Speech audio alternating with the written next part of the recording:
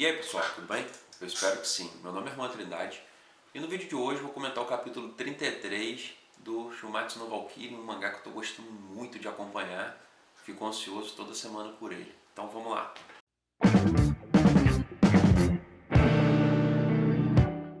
Bom, o capítulo se inicia mostrando o passado do Raiden Tamemon.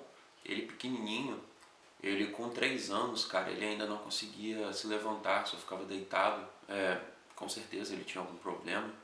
E os pais começaram a achar estranho, não, porque criança de 1 ano já devia estar andando, e ele com 3 nem tinha tentado ainda. Cara, aí vem uma cena que deixa a gente um pouco assim, caraca.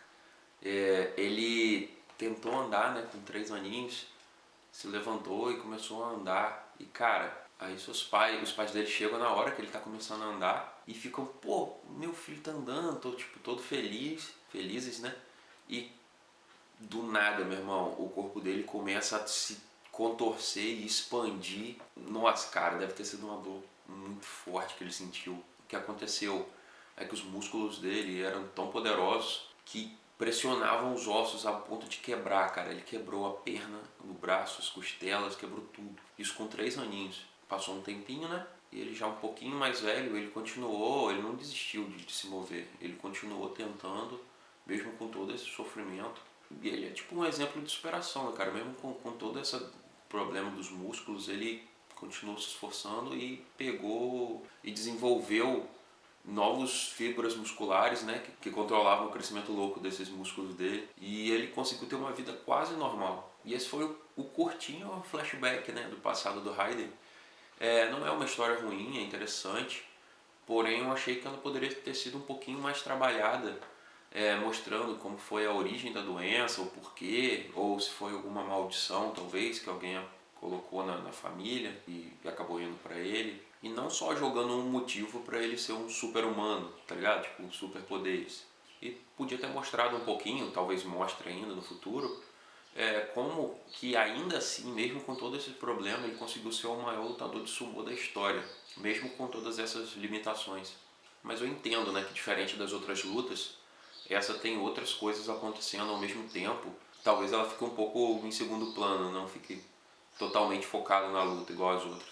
Bom, e voltando para a luta, o Raiden aplica ele aperta seu próprio peito assim, causa tipo um beliscão gigante. E nisso, esse movimento libera todos os 100 selos, né? Que é chamado assim, os selos que impedem dos músculos dele crescer.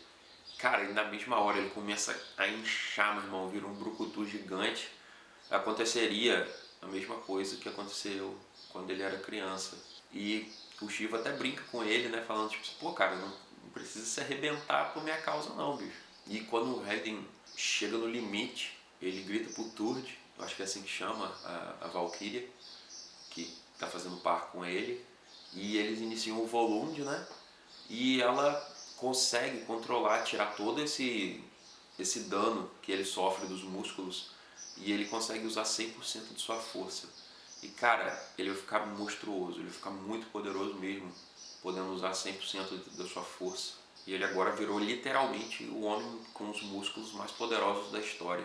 Bom, seu corpo mudou bastante depois da transformação. Ele ficou, ainda está musculoso, porém menos exagerado. Ele ficou um pouco mais magro, melhor dizendo. Talvez um pouco mais alto, mas isso pode ser só impressão minha. E cara, ficou um design muito maneiro. E em paralelo à luta, Loki foi procurar o Buda para poder conversar. O Loki diz que ele nunca viu as Valkyries fazerem o Volund antes. Isso é muito estranho, né? O poder que elas passam para os humanos e eles são capazes de derrotar os deuses. Será que as Valkyries sempre tiveram essa habilidade? O Loki acha que as Valkyries e os humanos estão usando um método de Buda chamado destino em comum, onde meio que duas pessoas entregam a vida uma para a outra. Nesse processo liberam todo o potencial delas. E ele afirma para o Buda falando que o Volund é o destino em comum, que é esse método do Buda, que aposta a vida de uma valquíria para tentar combater contra um deus. O Buda, depois de ouvir toda essa parada que o Loki falou, fica assim, todo debochado. Ah, meu irmão, não ouvi nem metade do que você falou aí não. Fala logo o que você quer de uma vez.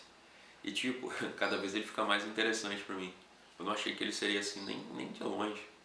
E o Loki pergunta pra ele num tom ameaçador, mas com aquela carinha de bonzinho, falso bonzinho. Você é um traidor? Aí Buda responde, e se eu for? Aí o Loki vai e fala pra ele assim, então eu vou ter que te matar. E o próximo quadro após essa conversa é muito lindo, cara. Os dois se encarando e soltando uma aura assim por detrás dos seus corpos. Tipo, parecendo muito poderosos todos os dois. Foi muito legal mesmo. Porém, cantando uma musiquinha de ano novo japonês, os deuses da sorte, os sete, interrompem esse início de uma possível luta. E o mais importante dos sete, né? Dos sete deuses da sorte, que é um dos lutadores do Ragnarok, né? Dos 13, que é o Bishamonten. E mais uma vez o autor mandou muito bem no design, cara. Ele é bem maneiro mesmo. Sou puxar saco desse cara, né? Um desses sete deuses da sorte vai puxar a briga com o Buda. Eu acho que ele já tinha alguma rixa antes. Porém, o Buda cospe o palitinho de pirulito na mão do cara e, tipo, perfurou, atravessou a mão do cara com um palitinho de pirulito, cara. Só aí já dá pra você ter noção do quão poderoso ele é. Esse outro carinha que foi perfurado parece fraco, mas eu acho que não seja tanto assim não, cara. Porque no quadro seguinte ele já aperta a mão e expulsa o palitinho, não parece que levou muito dano e já chama seus companheiros para ir matar o Buda. Só que nesse momento, agora quem interfere é o Loki, né? Falando que o Buda é a presa dele e que os caras vão se arrepender se intrometerem. E tipo, o maluco é bravo também para ter essa confiança de interromper os sete e ainda falar que o Buda é a presa dele, meu irmão. Então, alguma força legal ele tem. Aí você pensa o quê? Buda vai arregar? Vai arregar nada, meu irmão. O cara chamou todos eles ali, todos os oito, pra mão. E mais uma vez soltando aquela aura fodona assim atrás dele, assim, que a galera fica até meio assustada.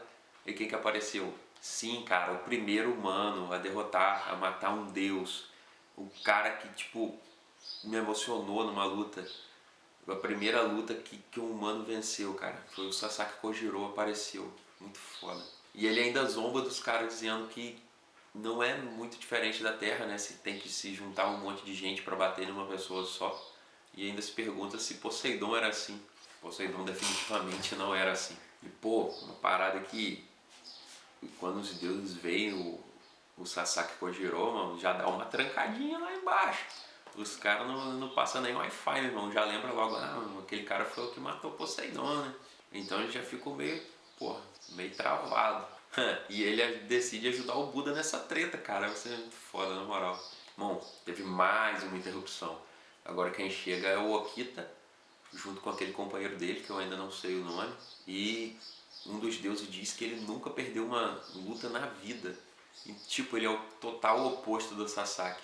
Bom, o Okita também tem um design bem legal, porém eu não achei que ele ia ser garotinho juvenil, não. Eu achei que ele ia ser um cara adulto mesmo. Porém eu não conheço a história do Okita real para saber com quantos anos ele estava na Shinsengumi. Possivelmente ele tem alguma habilidade visual, porque sempre que ele aparece com alguma intenção de luta, ele tem um foguinho saindo do olho, alguma coisa assim que representa alguma habilidade talvez. E ele já chega empolgadão pra brigar, meu irmão, ele não quer nem saber o que tá acontecendo. E decide também ir pro lado do Buda, né? Já que ele viu que tem outro espadachim lá. E cara, essa é a primeira vez que, não que mostra um humano sem ser na sua luta, que foi o próprio Okita, mas que os humanos também podem aparecer fora dos seus aposentos. Eles não vão ficar só esperando a vez deles. Agora é o bonde do Buda contra o bonde do Loki, né?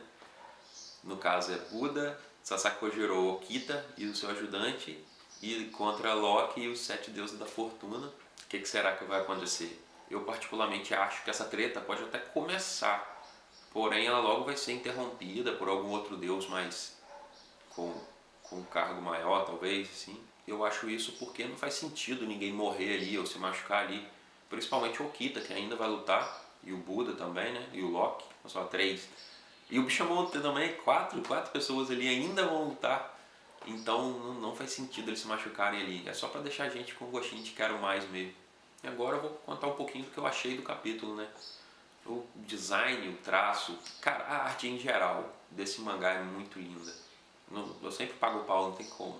E é uma das melhores da atualidade, na minha opinião, claro. Bom, esse capítulo mostrou o passado do Raiden, como ele conseguiu o poder dele agora, né, com a Volund, e só fiquei um pouquinho chateado por ele usar a Volund para conseguir controlar seu próprio poder e não para ganhar uma arma como os outros para poder ferir os deuses. Então, tipo, eu espero que seja o suficiente esse poder dele para conseguir se igualar a um deus. Porém, eu acho que só força bruta não vai ser o suficiente para derrotar o Shiva. Porém, a Turd talvez tenha mais de uma habilidade, não só controlar ele, talvez dê alguma habilidade a mais ou vire alguma arma também que possa auxiliar ele na luta. Ou as próprias técnicas do Raiden, que não mostrou todas ainda, sejam totalmente mortais. Contou um pouquinho do que pode ser a Volund, mostrou mais um cadinho do Buda, né, como ele é foda. Acredito que assim como eu, vocês já simpatizaram muito com o Buda. O Loki já não... Eu não tinha muita expectativa dele ser forte. Porém, ele peitou vários deuses ali, né, cara, sem medo nenhum. Então, tipo, uma força considerável ele deve ter. Acho que o filme dos Vingadores deixou uma impressão ruim do Loki em mim. Teve bastante coisa nessas 61 páginas do mangá. Eu gostei muito e é isso. Eu gostaria também de saber o que vocês acharam do capítulo. Comenta aí, deixa nos comentários, vamos conversar. Muito obrigado a você que assistiu até aqui. Espero que você tenha gostado do vídeo. Se você gostou, compartilhe o vídeo, curte, né? Se inscreve no canal. Manda para algum amigo que possa gostar desse mangá épico. E é isso aí. Muito obrigado e valeu!